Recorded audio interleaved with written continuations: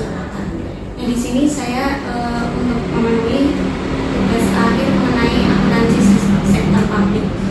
Dan di sini saya sudah dengan Pak Prasetyo, Pak Lurah, Sunda. Langsung ke pertanyaan nih, Pak. Jadi, Dalam hal penyusunan APBD khususnya pada pemerintahan desa di sini itu apa saja yang perlu? penyusunan APBD, penyusunan kegiatan, terutama dalam rangka untuk melaksanakan anggaran APBD yang perlu disiapkan adalah yang pertama, kita harus tahu kegiatan apa yang akan dilakukan, kemudian kapan, kemudian di mana, kemudian berapa nominalnya. Itu yang pertama, secara manajerial begitu. Yang kedua, mekanisme apa yang dilakukan ketika melakukan kegiatan itu dalam rangka penyerapan anggaran. Misalnya kegiatan dilakukan dengan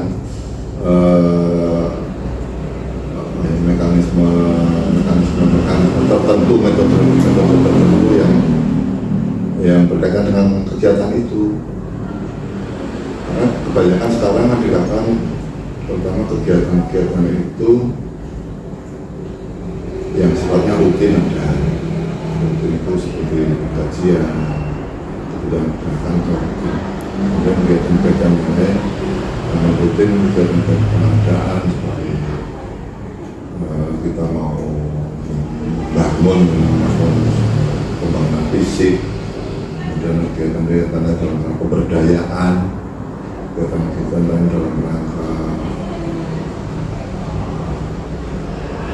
peningkatan kesehatan dan sebagainya. Hal itu membutuhkan sistem mekanisme yang khusus, terutama dalam rangka kegiatan itu dilakukan sekarang ini melakukan inputting melalui online. Dan aplikasinya beragam sesuai dengan kebutuhan itu. Dan masing-masing itu dilakukan terutama di Kelurahan Sondaan selaku OPD. Ini juga ada IT-nya, tenaga IT-nya, kemudian untuk inputting. Lalu siapakah yang harus menyepakati rancangan peraturan? Menyepakati. Ya, kita usulkan melalui namanya pemerintahan itu disahkan, dibuat rancangannya oleh pemerintah eksekutif. Jadi Pak Wali, Pak Wali, Pak Saya, kemudian OPD di bawah itu membuat rancangan, lalu disahkan di Dewan, di DPR Kota, DPRD.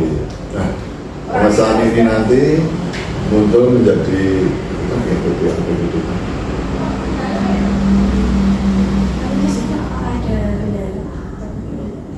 Kendala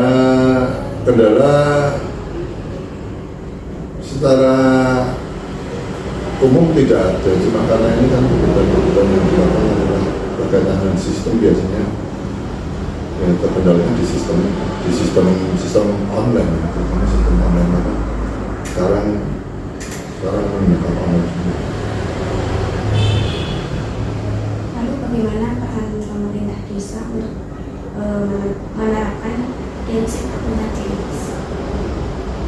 Semua memang harus bisa dipertanggungjawabkan, terutama akuntabilitas anggaran itu. Kendalinya pertama adalah semua kegiatan harus bisa terekspresikan, harus bisa dipertanggungjawabkan.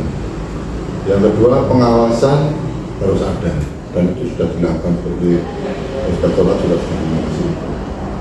Dan selanjutnya adalah pembinaan dari penggunaan anggaran itu sendiri. Jadi sudah organisasi perangkat daerah terutama semacam kelurahan, kecamatan itu ini kan sudah tersistematis dalam kegiatan kota, dan sudah tersistem. Lalu dasar hukum akuntansi pengelolaan dana desa di sini pun Pakai perda.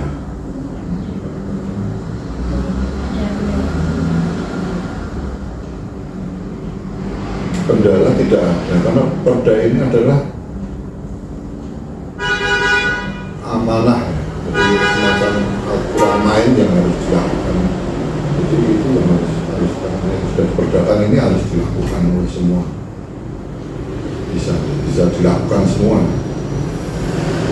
lalu sebelum menggunakan dasar hukum yang terbaru, yang sekarang ini dasar hukumnya itu pengelolaan dana desa sebelumnya itu Ya sama, setiap pengelolaan itu mesti disertai dengan perda, dengan aturan. Tidak hanya aturan yang terbaru, yang kemarin pun kita melakukan kegiatan yang lama juga sudah setiap penggunaan, jika setiap penggunaan anggaran itu mesti ada aturannya. Nah, itu dasar hukum yang harus dilakukan. Perubahan, setiap ada perubahan anggaran mesti ada perubahan perda.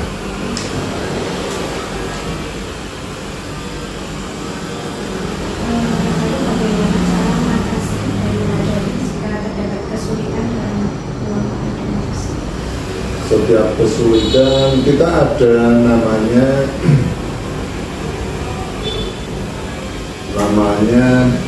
pengawasan dan pembinaan.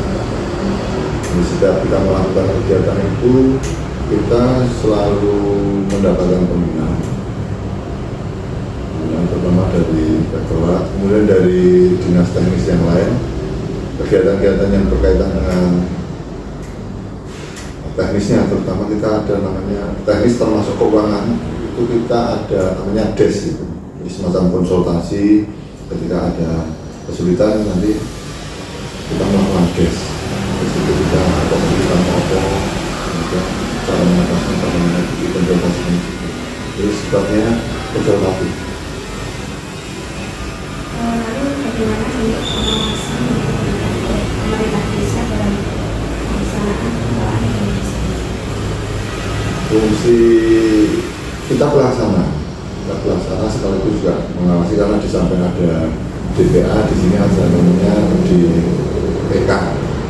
DPK itu semacam kegiatan swakelola yang dilakukan oleh warga. Kita mengawasi pelaksanaan itu, mengawasi pelaksanaan, tetapi fungsi sebetulnya itu pengawasan ada di inspektorat kota, pengawasan kota. Tapi kita tidak bisa melepas itu saja, kita tetap juga mengawasi setiap kegiatan kelurahan itu. Jadi fungsi sebenarnya ada di tingkat inspektorat. Berarti tugas dari inspektorat itu mengawasi Mengawasi dan sesuai dengan tugas pokok fungsinya. mungkin itu perbincangan dari saya dan Bapak Astir. Sekian, Assalamualaikum warahmatullahi wabarakatuh. Iya.